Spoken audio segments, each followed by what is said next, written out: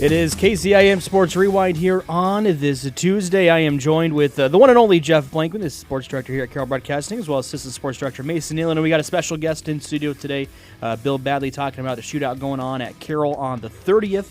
So we got all that coming up for you here on KCIM Sports Rewind. Also, got a pretty tough trivia question today. I've stumped you the last 2 times I've given one, so I'm pretty proud of myself for today's as well. Well, you know what that means. It just means that you need to make them a little easier because you have an old man and a young kid, trying to answer them every week. And, our brains combined sometimes don't equal one. Yeah, so. Well, I will say this. This is probably my easiest one of the many that we've done so far. Throughout my time being here, but we are joined with Bill Badley today talking about Carroll shootout going on. What is this year in a row that they've had it? 3? Is this the 3rd year in a row? This is our 3rd year. Yeah. 3rd year that we have it, and when we started, first year we didn't know what would happen, and it's turned out to be a fun thing for lots of people, and. Third go-around on Friday night, January 30th. Tigers host Winterset, and we'll have it at halftime of the boys' game. Yeah, expect a good crowd. I know that it's brought in some people coming back, just taking a look at everything and stuff like that. But imagine you guys are expecting a good crowd, a good turnout coming up next Friday. Well, it's going to be the Carroll High Foundation night, and the season's winding down. The girls won't have many games left after that prior to starting tournament. But, United Bank of Iowa sponsored it the first year. Didn't know what would happen, like I said, didn't know how it would go, and it was a huge success, and they have stuck with us, and hats off to United Bank of Iowa for sticking with it and supporting the foundation, and just look for a good night, and got 2 teams or 4 former players coming back, and that's what makes it fun for sure. For the fans to see the former players. Bill, what's it like having to try and put all the work? What do you all do behind the scenes to get this thing ready to go every year? Because there's probably more work than people realize. Well, there's a little work or organization to it. It's fun though. Go back down through the years and write down the names of kind of standout players, both on the girls' side and boys' side, and try to match it up or team it up, and just get the people back. And I was telling people the other day, it's fun with caller ID anymore. Coach, haven't seen you for 20 years. What's up? Want you to come back. Coach, I haven't picked a basketball up. Do I have to shoot? Well, yeah, you do. Well, I don't want to do it, So, you try to find people that will. And like I say, the fans love to see the people come back. And you try to, we got lots of decades to cover. And so every year you kind of try to work things out.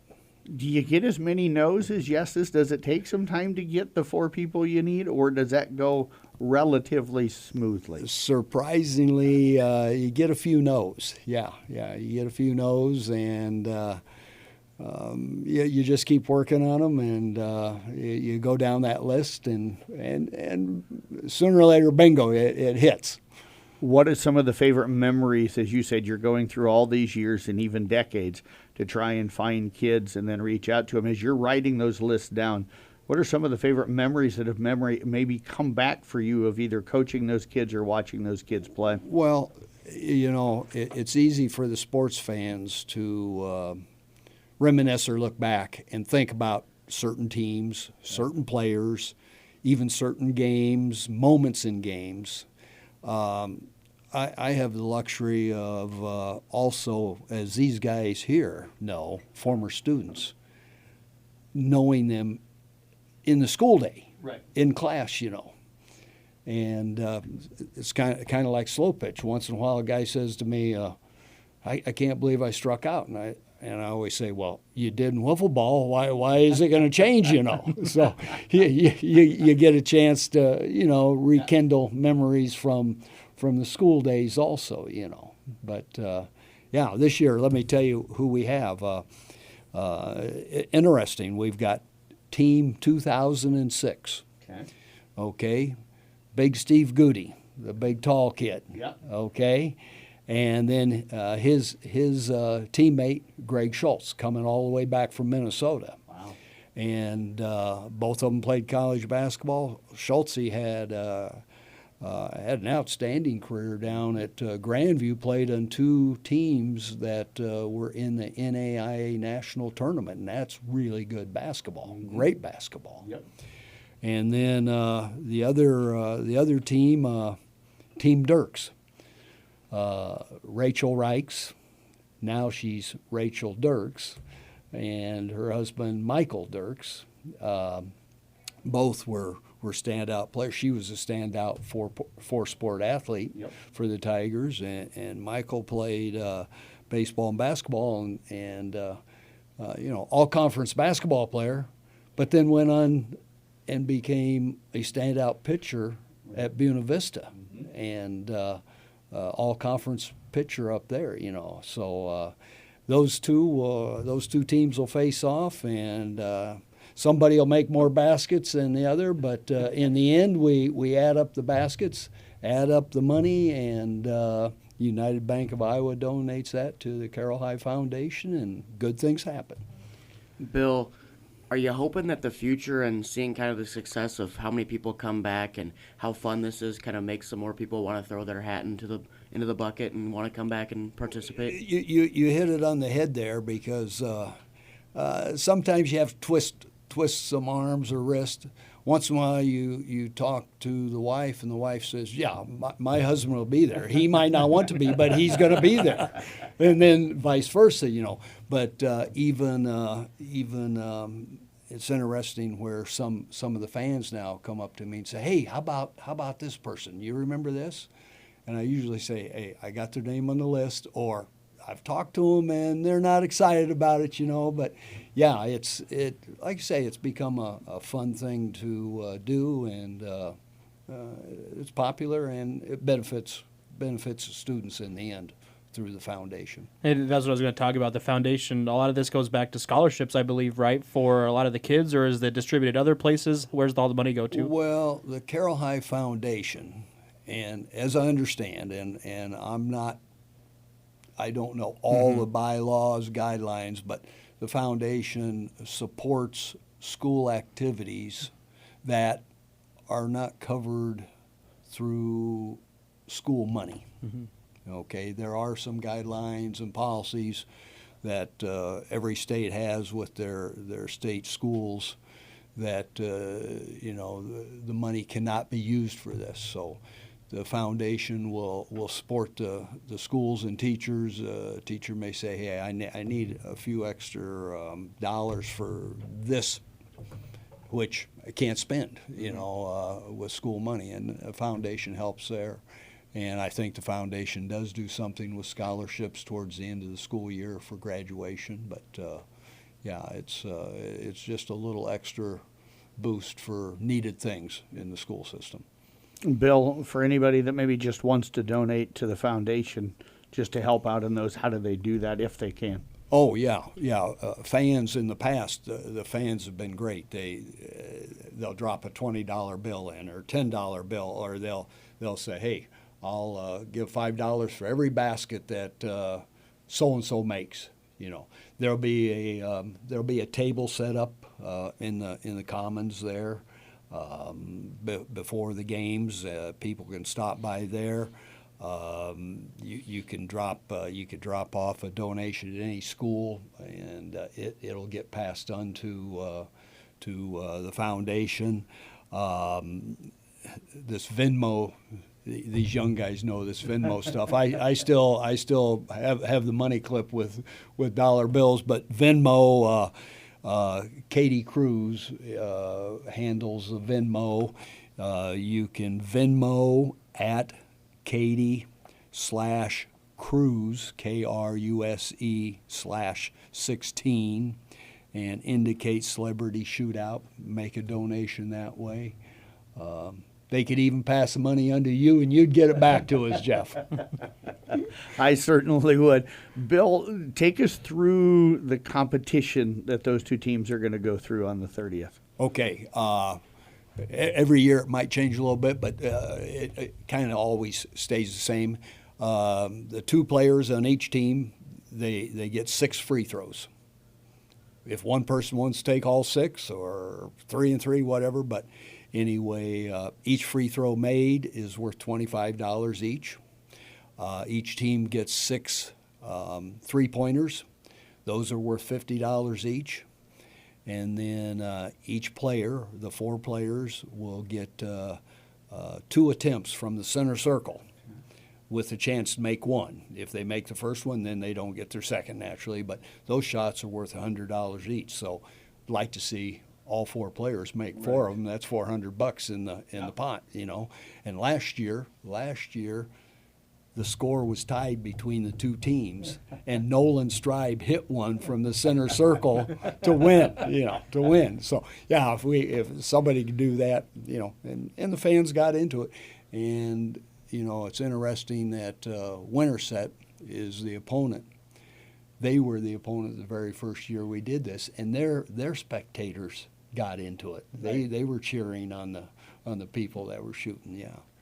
It's just a great thing that I think that brings a lot of people out to the game, and it goes to a really good cause and everything like that. Anything that we're missing, Bill, so far from this? You know, I know it's coming up on the 30th. You mentioned Winterset going to be the opponent, but on the basketball side of it, you get a chance to see former people come back and stuff like that, and then also see some pretty good basketball teams as well with the Carroll boys and Carroll girls. Oh, yeah. You know, as we were talking before the session here, you know, good basketball is being played in our area. And that makes it exciting for everybody. I mean, you know, somebody from Carroll looks down the road and, hey, what's Coon doing down there? Who are they playing tonight? You know, I mean, but no, it'll be good basketball. And Greg Schultz, I remember him from yesteryear. I called him and there was no twisting. I'll be there. I said, well, I just want to make sure because I'll be there, Coach. I'll be there. You know, he was excited. He was a heck of a shooter in his day and a great pitcher. Took that team to the state baseball tournament. Pitcher, yeah. I'm lucky enough to have covered all 4 of those kids coming back when they were in high school. So I'm glad to see that group come back. So you got some really good people there. Bill, I don't think we're missing anything else, are we, about what's coming up on the 30th? Well, just thanks for having me in and giving me a few minutes because, excited about it. And as the time gets closer, fans will probably pick up on it a little more too. Yeah, for sure. For sure. Again, that is coming up on the 30th as Carroll takes on Winterset. What's the event actually called? Is it a shootout? It's the Carroll High School Foundation Celebrity Tiger Shootout. Okay. Yeah, that's all coming up on the 30th as they take on Winterset. Halftime of the boys' game, 2 separate teams going to go at it for some, going to be some donations to the Carroll High School Foundation, so come out and to check that out. Bill, want to thank you for your time and coming in and talking to us about it. You bet. Thank you. Thanks, Bill. We will step away, take a break. We'll be back with more KCIM Sports Rewind after this. As the athletes at your house prepare for hard work and fun of the season, remember that St. Anthony Rehab Services provides physical therapy for any sports injury that may sideline your member of the team. Sports injuries can plague kids of all ages and keep them from playing the sport they love. Athletes will be under the direct supervision of a certified and licensed healthcare professional in the newly renovated sports performance facility. If an injury is keeping your athlete out of the game, call St. Anthony Rehabilitation Services at 794-5000 for sports injury and treatment rehab.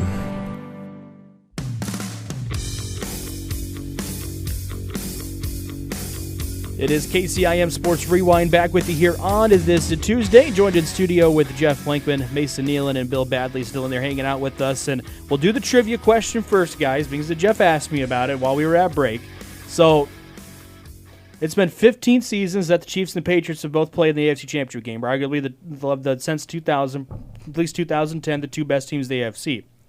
Do you know when the last matchup was and who the 2 teams were that were not the Chiefs or the Patriots in the AFC Championship game? Jets Steelers 2010. Yeah, that was it. That's what it was. I mean, as a Jets fan, I knew the answer right away because it was the last time we ever made an AFC Championship game in 15 years. When was the last time prior to that? 2009, they went to back-to-back. Okay. They went to back-to-back.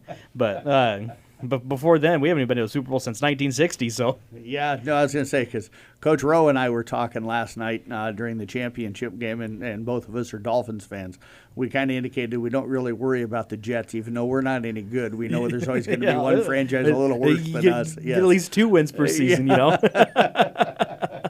I thought I had you stumped this morning, but I was like, Mason probably knows this. Do you know what the score was?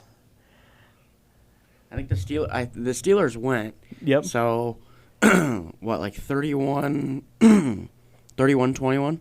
Oh, you're 24-19 Okay. was the final. That was the year the Steelers, I think, lost to the Packers in the Super Bowl? Yeah. Because they won it the year prior to that against Arizona, so or a couple years prior to that against Arizona. So, yeah, 24-19 was the final of that one. Jets-Steelers was the last time that we did not see the Chiefs or the Patriots in the AFC Championship game, and obviously that statistic holds true with the Patriots winning over the weekend. Really good NFL football games over the weekend if you watched them.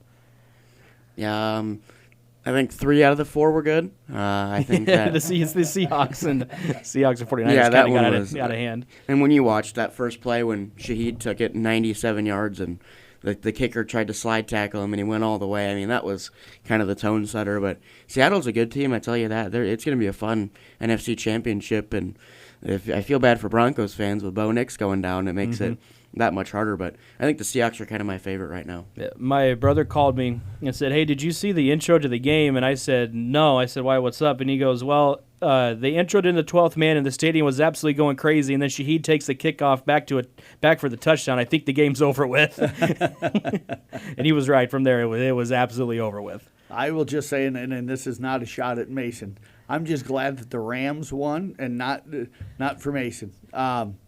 I wouldn't have watched any of the conference championship games because I really don't like the other 3 teams that are alive in the playoffs, and the Bears would have joined that. I'm just not a fan. So if they'd have won, I'd have had nobody to pull for to get to the Super Bowl. So as a Dolphins fan, I will never, ever cheer for the Patriots. Yeah. I tell you first, we're talking about the Bears there. The last play when we scored that touchdown in regular time, and Caleb threw it on his back foot 40 yards to the corner of the end zone to our backup tight end. That might be the most impressive play I've ever seen. It was crazy, but you talk about that. I'm surprised that you don't like the Bears. They're probably the best team out of those 4 that would have been in there besides the Rams. But I tell you, that one, that Shaheed play too, when you were going back to that, I think that was the 5th loudest play in NFL history with like the decibel reader. Yeah, that's crazy. Yeah, I knew the game was probably over with then, and then the Seahawks just put it on from there and everything like that. Basketball-wise, Iowa State's lost 2 in a row for the men. I know our news director, Nathan Cohn's, not very happy with that. They'll get it fixed. Oh, They're, I they're think so, too too. talented and they're too good defensively. I think some of their top players probably not 100% healthy right now, and I think that's impacting them. And the Big 12's not an easy conference when it comes to basketball, so I think they'll right the ship. I'm probably a little bit more concerned about the Iowa State women. And the struggles that they're going through right now, because it just seems like maybe, and Bill, you can answer this, maybe the formula to beat the Iowa State women was kind of thrown out there, and teams are now using it, and the Cyclones may have to make some adjustments. Well, losing Addie Brown's a big loss. And it sounds like it's for the season. Yeah. And we saw, I can't remember which team it was, but they more or less put a person behind and in front of Crooks and just said, hey, other ones beat us, and I think, yeah, you hit it on the head there. The teams are starting to figure them out a little bit, and if they can get them in transition and make them run, I think it tires out Iowa State a little bit. And it's going to be interesting to see what happens down the stretch with the Iowa State women. The men, I'm not that concerned, like you say. They've been a little on the health side, and hey, it's a long season, and losing 2 or 3 games, it's going to happen. Now we'll see how they look tonight, because this Central Florida teams, no Right. push. Yep. And when I looked and saw a 14-point spread favor, I thought, I don't know, because Central Florida has played some pretty good basketball as of late. I think knocked off Kansas, who beat Iowa State. So yeah.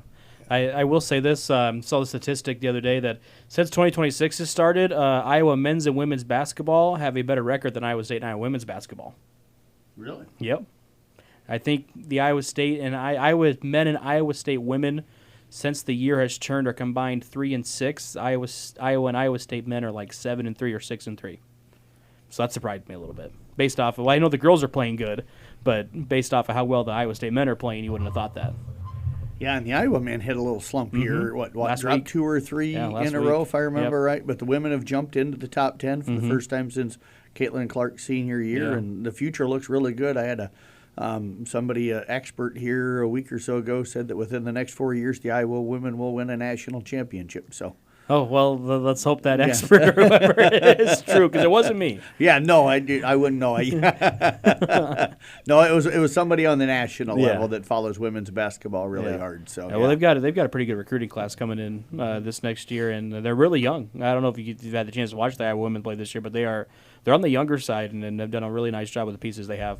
the only game I saw was the game against Iowa State. Yeah.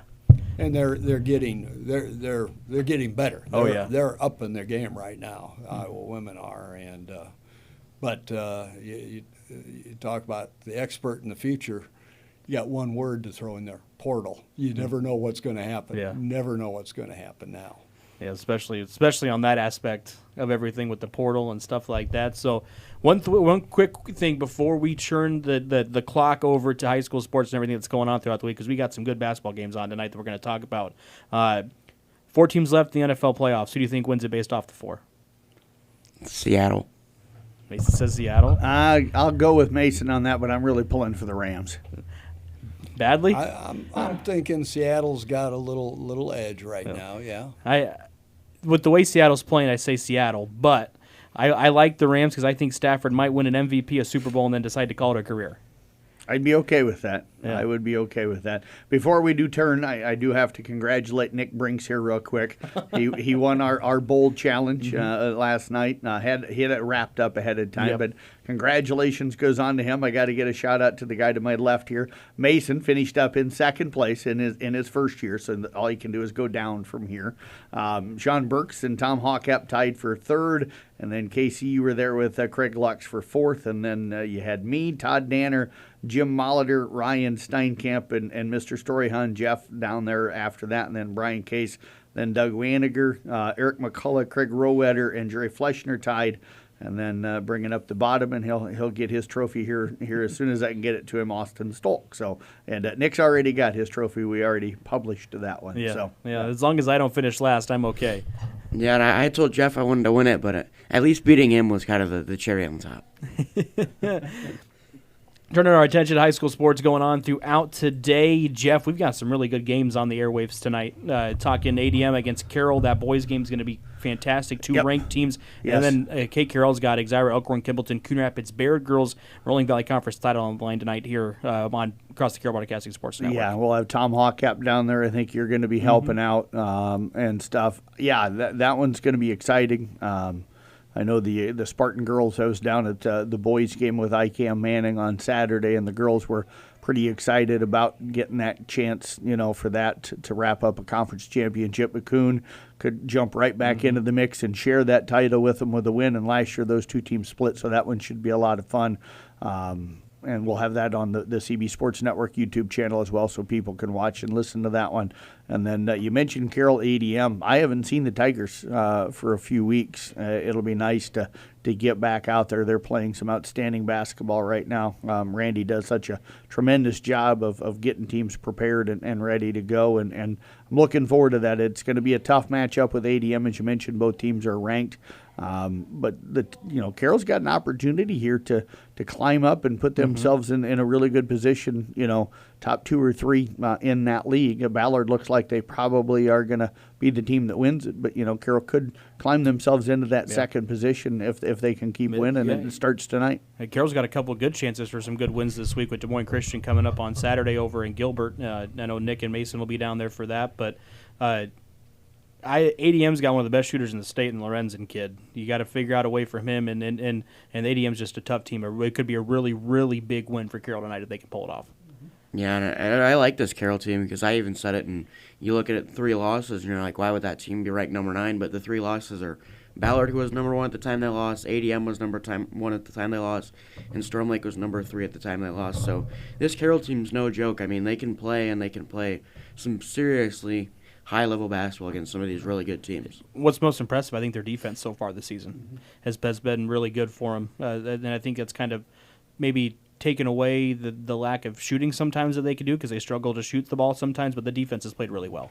Always nice to have a rim protector, yes. In Louis, and then the guards can really lock down they buy into the defensive side of the things. And I think that's probably the thing that impresses me the most sometimes about Coach Beeson coach teams is that usually they're really good on the defensive end because they have a good game plan that they work on, a good defensive system, and the kids buy into knowing that defense is what wins you games. Also want to mention Kemper coming off, I think we mentioned it last week, but starting to pick up steam right now, and they're probably playing their best basketball, I would say, that they've played since the early part of the season, and then especially after Brock went down with an injury.